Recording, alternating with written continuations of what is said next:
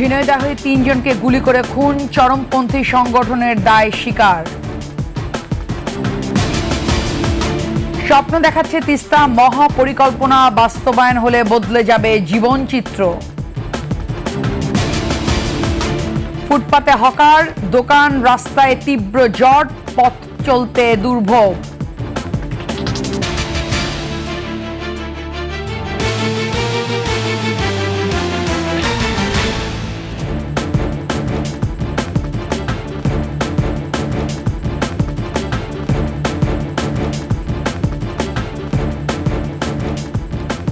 শুনছিলেন সংবাদ শিরোনাম, আমন্ত্রণ ২১শে সংবাদে। আপনাদের সাথে আছি আমি লুবনা রহমান।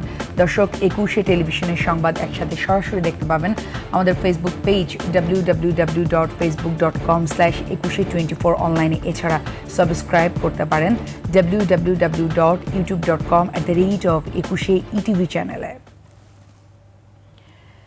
ঝিনাইদহে পূর্ব বাংলার কমিউনিস্ট পার্টির আঞ্চলিক কমান্ডার হানিফ সহ ৩ জনকে গুলি করে হত্যা করা হয়েছে।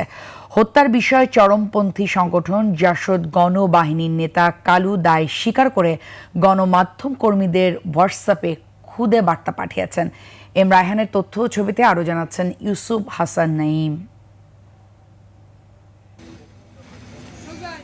শুক্রবার রাতে শৈলকুপা উপজেলার রামচন্দ্রপুর গ্রামের শ্মশানঘাট মাঠে ৩ থেকে ৪টি গুলির শব্দ পান স্থানীয়রা।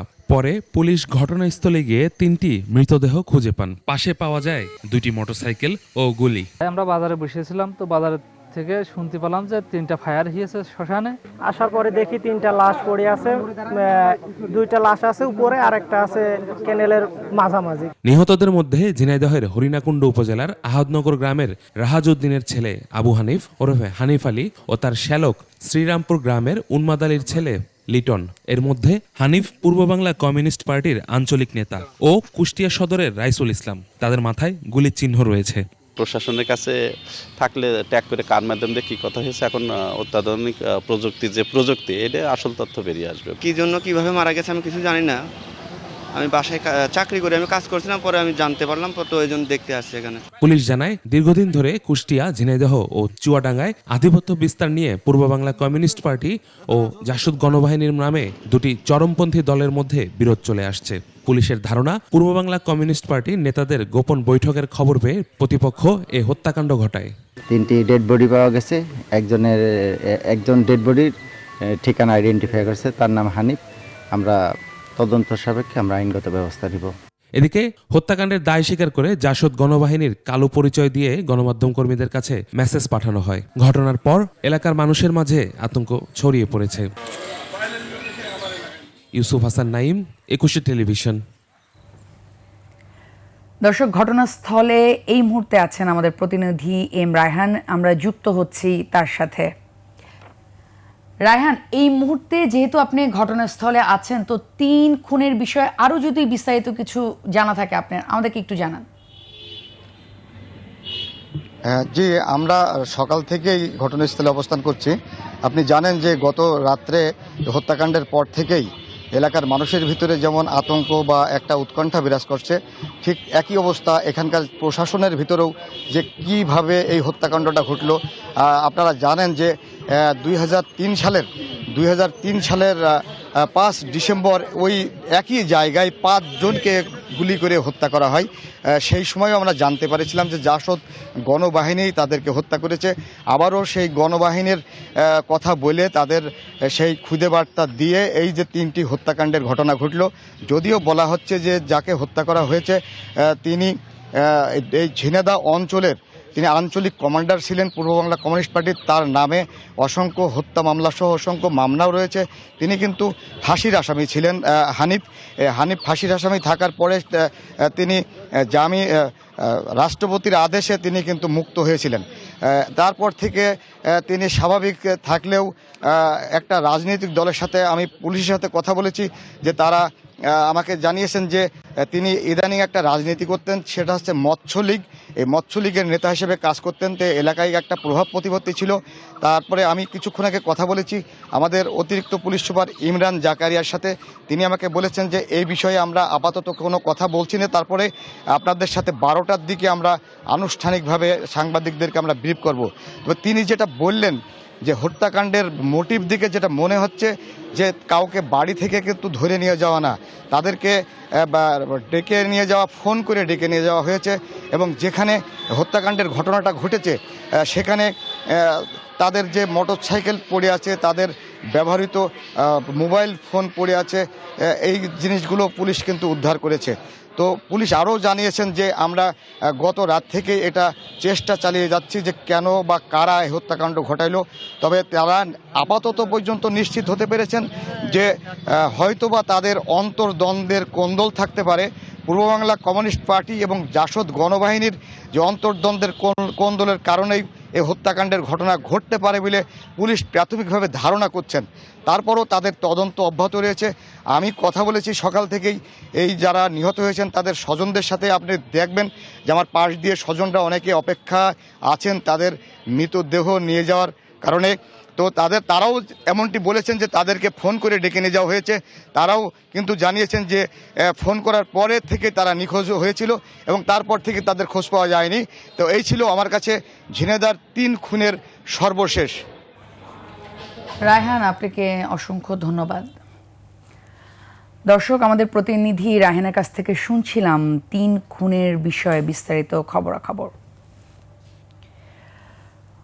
উত্তরের নদ নদীর জননী খ্যাত 235 বছরের পুরনো তিস্তাকে নানা রূপে দেখেছে পাড়ের বাসিন্দারা। এই অঞ্চলের মানুষের সভ্যতা, সংস্কৃতি আর জীবন জীবিকার সাথে সম্পর্কিত হওয়ায় নানা সুখ দুঃখের গল্প মিশে আছে তিস্তার সাথে। সরকারের নেওয়া তিস্তা মহাপরিকল্পনা বাস্তবায়ন হলে বদলে যাবে এই অঞ্চলের জীবনচিত্র। নীলফামারীর প্রতিনিধি তথ্য, ছবিতে ডেস্ক রিপোর্ট। নীলফামারীর ছোট রাউতা গ্রামের হাসিনা বেগম তিস্তায় ভিটেমাটি হারিয়ে 1 যুগ ধরে বাস করছেন গ্রাম রক্ষা বাঁধের সরকারি জায়গায়। চাষাবাদের জমি নেই এক কানেও। তিস্তার করাল গ্রাসে সব হারানোর বেদনায় অকালে প্রাণ হারিয়েছেন স্বামী লুৎফর রহমান। এখন আমরা বাড়ি করার জায়গা নাই, আমরা রাস্তার ধারে এরকম আছি। একটা সন্তান নিয়ে রাস্তার ধারে বসবাস করে খাই। উজানের ঢলে সৃষ্ট বন্যায় হাসিনার মতো ঘরবাড়ি, কৃষিজমি, সুখের সংসার আর স্বপ্ন হারিয়েছে লাখো পরিবার। গজলডুবায় বাঁধ নির্মাণ করে একতরফা পানি প্রত্যাহার করায় শুষ্ক মৌসুমে মরুময় আর বন্যায় ডুবে অববাহিকার জনপদ। বর্ষার সময় বাড়িঘর ভেঙে যায়, বিপজ্জনক হয়ে পড়ি। গরু, ছাগল, হাঁস, মুরগি সব কিছু নিয়ে আমাদের যাওয়ার কোনো জায়গা থাকে না। এখন তো বাড়ি করে থাকার জায়গাও নাই। পরবর্তীতে রাস্তায় সরকারি জমিনে এসে বাড়ি করছে। গত বর্ষায় প্রায় 12টা জেলা পানিতে তলিয়ে ধ্বংস করে দিয়েছে বাংলাদেশকে।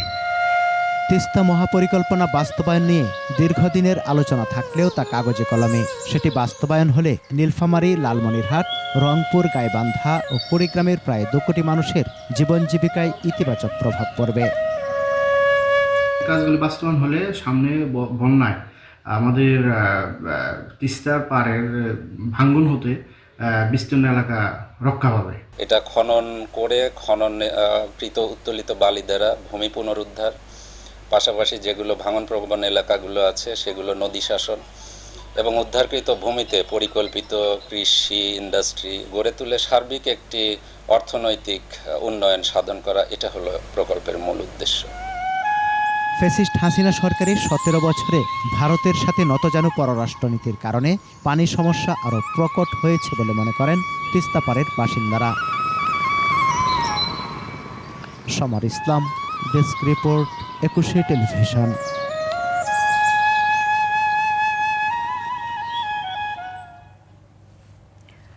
ফুটপাত আছে কিনা তা বোঝার কোনো উপায় নেই, পুরোটাই হকারদের কবজায়।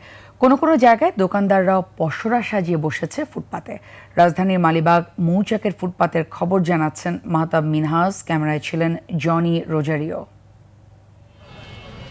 এই চিত্র দেখে বোঝার জো নেই এটি ফুটপাত। পুরোটাই হকার আর দোকানিদের দখলে, আর এতে মালিবাগ মৌচাক সড়কে বেশিরভাগ সময়ই থাকে যানজট। ফুটপাতে চৌকি পেতে কাঠের টেবিল কিংবা ভ্যানের উপর কেউ আবার হ্যাঙ্গারে ঝুলিয়ে চাদর বিছিয়ে চলছে বেচা বিক্রি। ফুটপাতে হকারদের এসব দোকানের কারণে অল্প পথ পেরোতেই পোহাতে হয় প্রচুর ভোগান্তি। তবুও এখানকার হকাররা বলছেন ভিন্ন কথা। ফুটপাত বন্ধ করতে পারবো না, ফুটপাত চলবে আর কি। মানুষ খাইতে হলে তো একটু সমস্যা না, দোকানপাট সব পুরো যদি সব কিছু পাওয়া যায় দেখে মানুষ আসে খায়, এই আর কি। চাপিয়া লাগাইছি, হাঁটার জায়গা আছে তো। কারও গতি করি না আমি নিরাপদে এক সাইডে রাখছি। কেউ আবার স্থায়ী দোকানের সামনের অংশ বাড়িয়ে দখল করেছেন ফুটপাত। ফুটপাতের জায়গা হতে পারে, এটা আমার ধারণা না ভাই, এতটুকুই হইলে সরাই দেবে, সবাই সরাইলে ভাই আমরা সরাই দেবো ভাই। তারা বলছেন আগে চাঁদা দিতে হতো, এখন দিতে হয় না। সিটি কর্পোরেশন থেকেও হয় না কোনো উচ্ছেদ অভিযান, তাই ফুটপাতে বসতে এখন সুবিধা আগের চেয়ে বেশি। এখন আমরা কাউকে ভাড়া এক টাকাও দেই না। আগে ভাড়া দেওয়া লাগতো, এখন ভাড়া লাগে না, মানে ফুটপাতে বসতে সুবিধা। কর্পোরেশন কি এসে উচ্ছেদ করতে আসে এখন? না, এখন আসে ইনশাল্লাহ, না আসলে আমাদের এখন ভালো আছে। হকারদের এমন স্বেচ্ছাচারিতা থেকে মুক্তি চান পথচারীরা। এই এলাকাটা এমনি জ্যাম, তো হকাররা আমাদের খুবই ডিস্টার্ব করতেছে। ফুটপাত থাকবে, একটা ওদের স্থানীয় জায়গা থাকবে, সেখানে ওরা থাকবে। সবচেয়ে বেশি ভোগান্তি পোহাতে হয় নারী ও শিশুদের। কোনো কাজে ইয়ে করতে আমাদের সমস্যা হয়, আশেপাশে ছেলেরা গা ঘেঁষে চলে যায়, এটা তো অবশ্যই আমাদের আনসেফটি কষ্ট হয়। ফুটপাত হবে ঝক্কি ঝামেলা মুক্ত, এমন স্বপ্নই দেখেন নগরবাসী। মাহতাব মিনহাজ, একুশে টেলিভিশন, ঢাকা। রাজধানীর করাইল বস্তি ও খিলগাঁওয়ের তালতলা মার্কেটের পাশে লাগা আগুনে ছাই হয়ে গেছে শতাধিক ঘর। আশ্রয়হীন হয়ে পড়েছে বাসিন্দারা, তবে কোনো প্রাণহানি ঘটেনি। সোহেল সামির রিপোর্ট। মধ্যরাতে মহাখালীর করাইল বস্তির একেবারে মাঝ বরাবর লাগে আগুন। নিমিষেই পুড়ে ছাই হয়ে যায় বাড়ি। আগুনের লেলিহান শিখায় চারিদিকে আতঙ্ক ছড়িয়ে পড়ে। যানজট না থাকায় দ্রুতই ঘটনাস্থলে আসে ফায়ার সার্ভিস। আধা ঘন্টার চেষ্টায় আগুন নিয়ন্ত্রণে আসে। আগে থেকেই এখানে প্রতিকারমূলক ব্যবস্থা ফায়ার সার্ভিস সিভিল ডিফেন্স থেকে গ্রহণ করা হয়েছে। এখানে প্রশিক্ষণ দেওয়ানো হয়েছে বস্তির যারা নেতৃস্থানীয় আছে তাদেরকে, এবং এখানে মহড়াও তাদেরকে নিয়ে করা হয়েছে, যার কারণে আগুনটা খুব দ্রুত নিয়ন্ত্রণে আনা সক্ষম হয়েছে। সর্বস্ব হারানো দরিদ্র মানুষগুলোর থামছে না আহাজারি।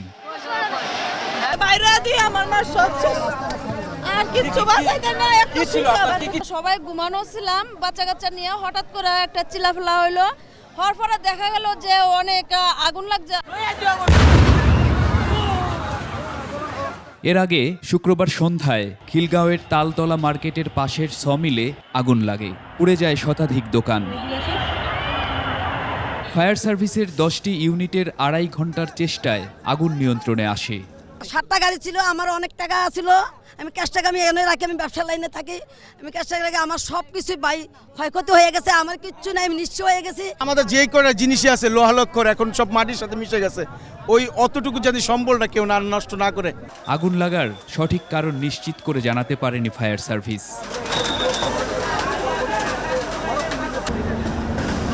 সোহেল সামি, একুশে টেলিভিশন, ঢাকা।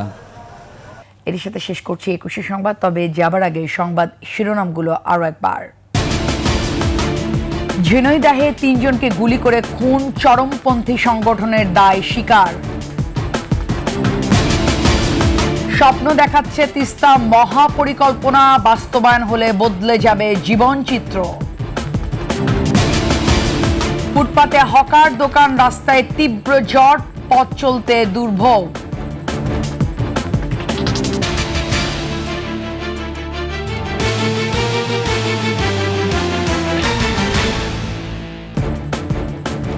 সর্বশেষ সংবাদ জানতে ডায়াল করুন 2021 নম্বরে, আর ভিজিট করুন 21-tv.com এই ওয়েবসাইটে।